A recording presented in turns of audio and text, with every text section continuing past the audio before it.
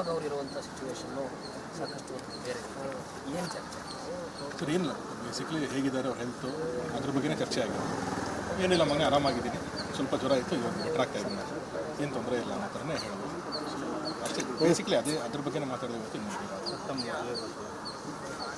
ಅದು ಅವ್ರಿಗೆ ಮುಂಚೆನೇ ಗೊತ್ತಿದ್ದ ವಿಷಯನೇ. ಸೊ ಅದು ನನ್ನ ಮನಸ್ಸಲ್ಲಿ ತೊಳಗಾಟ ಇತ್ತು. ಅವರು ಯಾವುದೇ ಕಾರಣಕ್ಕೂ ನಾನು ಡೇಟ್ ಚೇಂಜ್ ಮಾಡಬಾರ್ದು, ಏನಿದೆ ನಾನು ಡೇಟಲ್ಲೇ ಮಾಡ್ಕೊಂಡು ನಾನು ಬರ್ತೀನಿ ಆರಾಮಾಗಿ ಅನ್ನೋ ಥರನೇ ಅವ್ರಿಗೆ ನಂಬಿಕೆ. ಅದೇ ನಾವು ಹೇಳಿದ್ವಲ್ಲ ಸರ್, ನಮಗೆ ಅವ್ರೇನು ತಪ್ಪು ಮಾಡಿಲ್ಲ ಅನ್ನೋದು ನಾವು ನಂಬಿಕೆನಲ್ಲೇ ಇದ್ದೀವಿ. ಸೊ ಹಾಗೆ ಆಗಲಿ ಅಂತಲೇ ಪೇ ಮಾಡ್ತೀವಿ.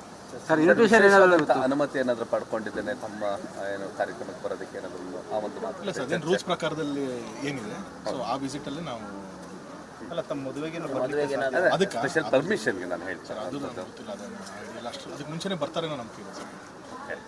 ಇನ್ವಿಟೇಷನ್ ಕಾರ್ಡನ್ನು ತಲುಪಿಸಿದ್ರೆ ಸರ್ ಇವತ್ತು? ಇಲ್ಲೆಲ್ಲ ಏನು ತೊಗೊಂಡೋಗಕ್ಕೆ ಬಿಡಲ್ವಲ್ಲ ಸರ್, ನಮ್ಮ ಕೈಲಿ ಏನು ಮಾತಾಡಬೇಕು. ಆಶೀರ್ವಾದ ಪಡ್ಕೊಂಡಿದ್ದೀರಾ? ಹೌದು ಸರ್. ಸರ್ ಸಿನಿಮಾ ಬಗ್ಗೆ ಏನಾದರೂ ಮಾತಾಡೋದು?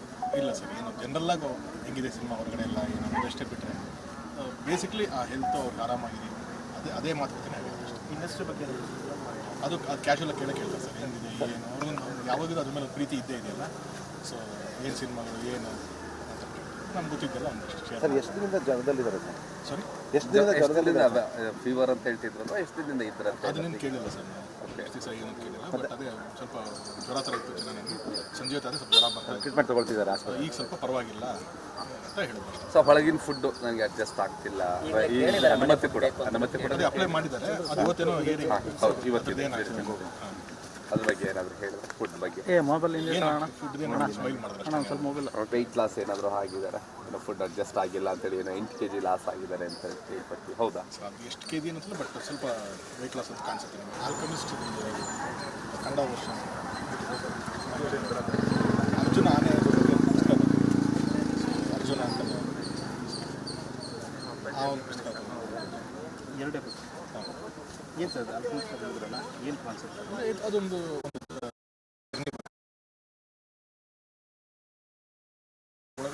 ಚಿಕ್ಕ ಮೋಟಿವೇಶನ್ ಆಗುತ್ತೆ ಲೈಫ್ ಬಗ್ಗೆ. ಅಂದರೆ ವಿಶ್ವಾಸ ಹೆಚ್ಚಾಗಲಿ ಅನ್ನೋದು. ಅಂದರೆ ಯಾವ ಸಿಚುವೇಶನ್ ಆದ್ರೂ ಅದರಲ್ಲಿ ಏನು ಪಾಸಿಟಿವ್ ನೋಡ್ಬೋದು ಅನ್ನೋದ್ರ ಬಗ್ಗೆ.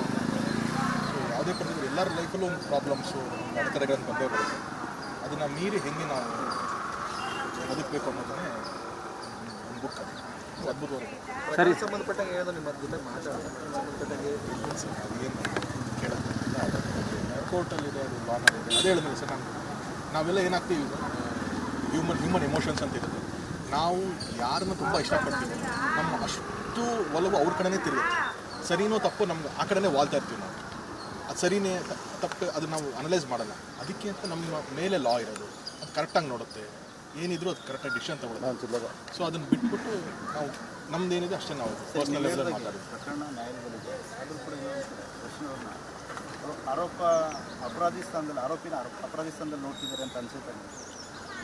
ಗೊತ್ತಿಲ್ಲ, ನನಗೆ ಅದೇ ಹೇಳ್ತಿಲ್ಲ. ಇವಾಗ ಹೊರಗಡೆಯಿಂದ ಎಲ್ಲ ಪರ್ಸ್ಪೆಕ್ಟಿವ್ ಒಂದೊಂಥರ ಇರುತ್ತೆ ಸರ್. ನಾನು ನನ್ನ ಪರ್ಸ್ಪೆಕ್ಟಿವ್ ಮಾತ್ರ ಹೇಳ್ಬೋದು, ನನಗೆ ಏನು ಅನಿಸಿದೆ ಅನ್ನೋದು ಮಾತ್ರ ನಾನು ಹೇಳ್ಬೋದು ಹೊರತು ಇನ್ನು ಹೊರಗಡೆ ಯಾರ್ಯಾರು ಏನೇನು ಅದ್ರ ಬಗ್ಗೆ ಯೋಚನೆ ಮಾಡ್ತಿದ್ದಾರೆ ಏನು ಅನ್ನೋದ್ರ ಬಗ್ಗೆ ನಾನು ಹೇಳೋಕ್ಕಾಗಲ್ಲ. ಒಂದು ಪ್ರೊಜೆಕ್ಟ್ ಮಾಡೋರು ಒಂದೊಂದು ಥರ ಪ್ರೊಜೆಕ್ಟ್ ಮಾಡ್ಬೋದು, ಸರಿನೂ ಇರುತ್ತೆ ತಪ್ಪು. ಇನ್ಸ್ಟೆಂಟ್ ಅಂತಲ್ಲ, ಅವ್ರು ಹೊರಗಡೆ ಇದ್ದಾಗಲೂ ಕೂಡ ಆ ಥರ ಎರಡೂ ಥರ ಫೇಸ್ ಮಾಡಿದ್ದಾರೆ ಅವರು.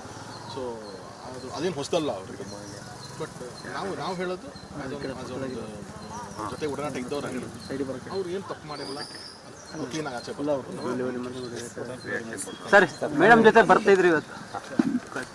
ಅಣ್ಣ ಮೊಬೈಲ್ ಅಣ್ಣ ಮೇಡಮ್ ಆರೋಗ್ಯ ಸರಿಗಿರಲಿ, ಸೊ ಅದನ್ನು ಕೇಳ್ತಿದ್ದೀವಿ. ಸೊ ಇವಾಗ ಬೆಟರ್ ಆಗಿದೆ ನೋಡಿ, ಅವ್ರನ್ನೂ ಸಮಾಧಾನ ತುಂಬ ದಿನ ಆಗಿದೆ. ಸರ್ ಲಾಸ್ಟ್ ಕ್ವಶನ್ ಸರ್, ಇವತ್ತು ಮೇಡಮ್ ಜೊತೆಲೇ ಬರ್ತೀವಿ ಅಂತೇಳಿ ಒಟ್ಟಿಗೆ ಬಂದು ನೀವು ಮತ್ತೆ ಮೇಡಮ್ ಅವ್ರು ಬರ್ತಾರೆ ಅಂತ ಹೇಳಿದ್ರೆ ಇದಿದ್ದು 5 ಜನ ಪರ್ಮಿಷನ್. ಸೊ ನಾವು 5 ಜನ, ನಾನು ತುಂಬ ಒಂದು ಆಲ್ಮೋಸ್ಟ್ ಒಂದು 2 ವೀಕ್ಸಿಂದ ಟ್ರೈ ಮಾಡ್ತೇನೆ. ಸೊ ಫಸ್ಟ್ ಫ್ಯಾಮಿಲಿ ಅದೆಲ್ಲ ಆಗಬೇಕಾಗಿದೆ, ಅದೆಲ್ಲ ಮುಗಿತು. ನನಗೆ ಇವತ್ತು ನಿನ್ನೆ ಅಂದ್ಕೊಂಡು ನಿನ್ನೆ ಕೋರ್ಟ್ ಇತ್ತು ಅಲ್ಲಿ. ಸೊ ಇವತ್ತಿಗೊಂದು